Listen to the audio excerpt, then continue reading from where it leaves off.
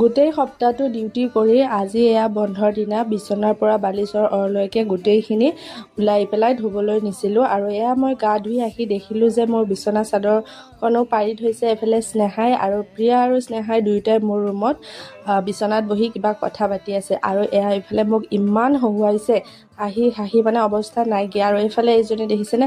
তাৰপিছত আৰু এনেকৈ মই সিহঁতৰ লগত অকণমান সময় থাকি এয়া মোৰ কাপোৰ এগালমান আছিলে, সেইখিনি মই ধুই পেলাই মেলি দিলোঁ। দেখিছেনে ইমানবোৰ কাপোৰ ধুইছোঁ আজি বন্ধ বুলি। এয়া কাপোৰগাল ধোৱা হোৱাৰ পিছত মই মেলি দি পেলাই ধুনীয়াকৈ ভাত খাবলৈ বহিলোঁ। আৰু এখন মই বেড টেবুল অৰ্ডাৰ দিছিলোঁ। টেবুলখন আপোনালোকক এক্সট্ৰাকৈ দেখুওৱা হোৱা নাছিলে, মই ভাবিছিলোঁ ভিডিঅ'ৰ মাজতে দেখুৱাই দিম। এয়া আজি দেখুৱালোঁ। টেবুলখন ভালেই পাইছোঁ, মই খুব কম প্ৰাইচতে লৈছোঁ, তথাপিও মানে ভাল আহিছে। আৰু তাৰপিছত এয়া আবেলি বতৰটো সেমেকীয়া হৈ আছিলে আৰু আমি গোটেইকেইটা বাহিৰত অকণমান বহিলোঁ। আৰু এইফালে নদাংকি চলি আছে, দেখিছেনে আমাৰ ইহঁতৰ। বাকী আজিৰ ভ্লগটো ইমানখিনিয়ে আছিলে। ভাল পালে লাইক কমেণ্ট কৰিব, বাই।